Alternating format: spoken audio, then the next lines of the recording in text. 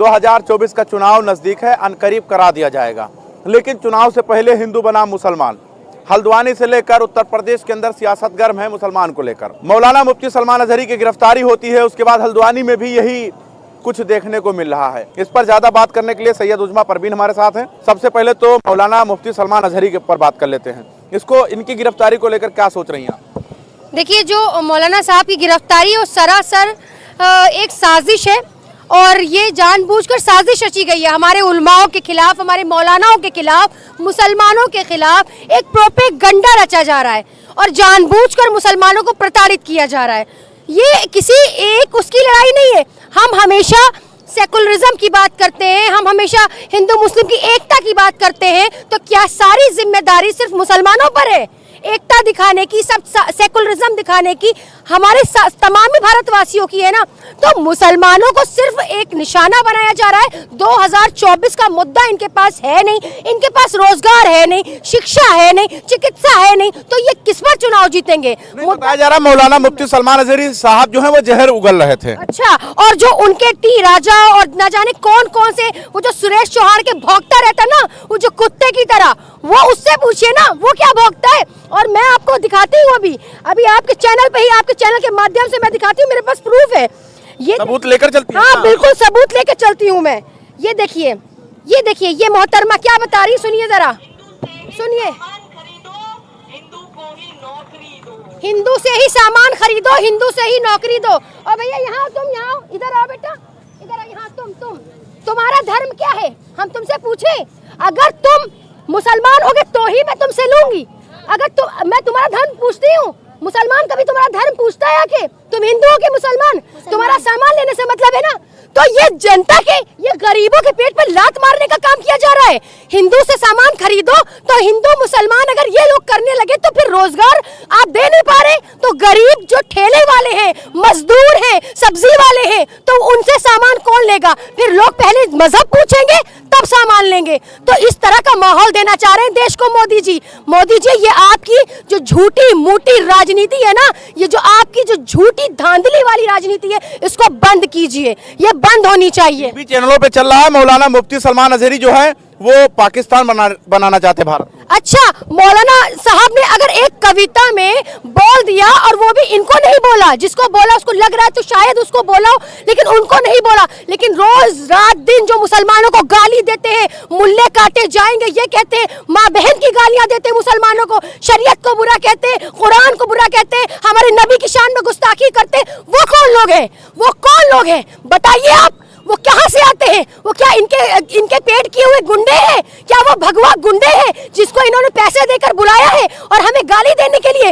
अगर ये बार बार हमारे लोगों के खिलाफ साजिश रची जाएगी, तो आज से जब कुछ साल पहले दलित अपने हक के लिए लड़ा था, तो मैं आपके चैनल के माध्यम से बता दूं, मुसलमान कमजोर नहीं है, समझ लीजिए। आप कहते हैं उल्मा जैसे ही बोलते हैं, अगर अपने हक की बात बोलते हैं आप उनको नोटिस जारी कर देते हैं। आप कहते हैं फिलिस्तीन के लिए दुआ नहीं कर सकते, फिलिस्तीन के लिए दुआ करोगे तो नोटिस जारी कर देंगे, दंड देंगे। अरे कैसा हिंदुस्तान बनाना चाह रहे हैं? ये कैसा भारत बनाना चाह रहे हैं? अगर आप चाह रहे हैं कि दोबारा आजादी की लड़ाई लड़ी जाए और मुसलमान अपने हक के लिए खड़ा हो, तो मैं ये कह रही हूँ, मैं आजादी की लड़ाई लड़ने के लिए फिर से तैयार हूँ। और मोदी जी छोड़ी है, मोदी जी या अमित शाह, ये काले अंग्रेज हैं। एक गोरे अंग्रेजों से लड़ते सन 47 में, अब हम काले अंग्रेजों से लड़ रहे हैं। क्या तमाशा लगा रखा है?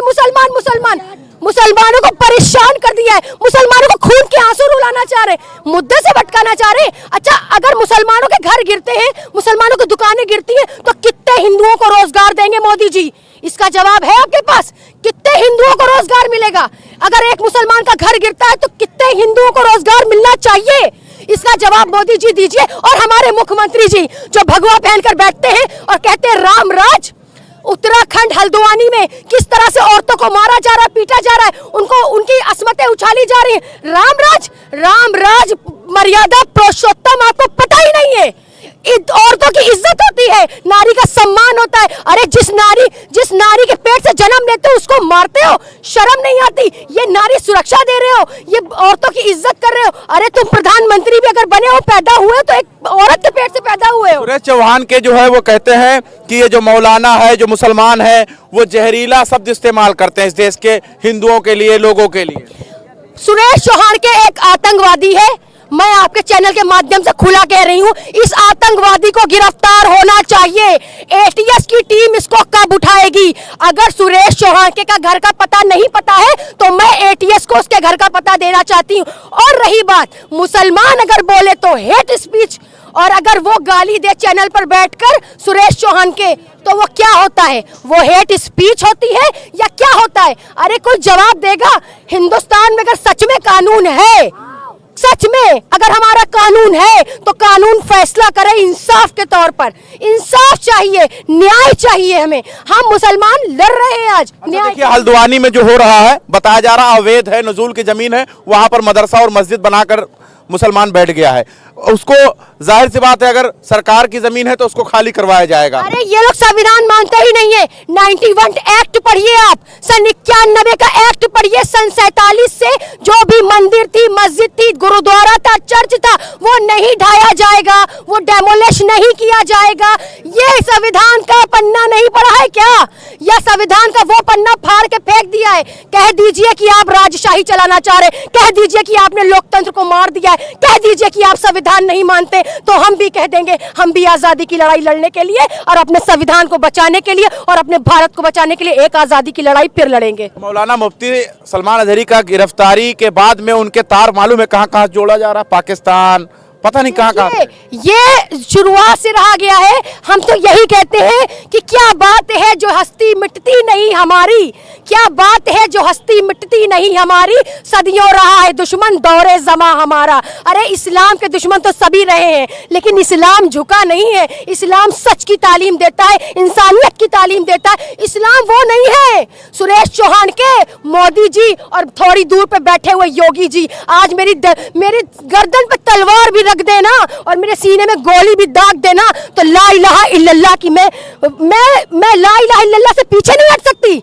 मुसलमान धर्म ये नहीं सिखाता, इस्लाम धर्म, कि तुम किसी का कत्ल करो बेवजह, लेकिन हाँ अगर जुल्म हो तो जुल्म के खिलाफ खड़े हो जाओ, ये भी इस्लाम सिखाता है। लेकिन भाजपा सबका साथ सबका विकास का नारा देती है। किसका साथ किसका विकास? किसी का साथ नहीं, ना हिंदू का साथ ना मुसलमान का साथ, सिर्फ अपना साथ, अपने नेता का विकास और अपना ही सारा सब कुछ इनका नहीं है। ये लोग जानबूझ के झूठ मूठ की राजनीति करके हिंदू मुस्लिम करना चाह रहे। अरे दंगे से क्या होगा?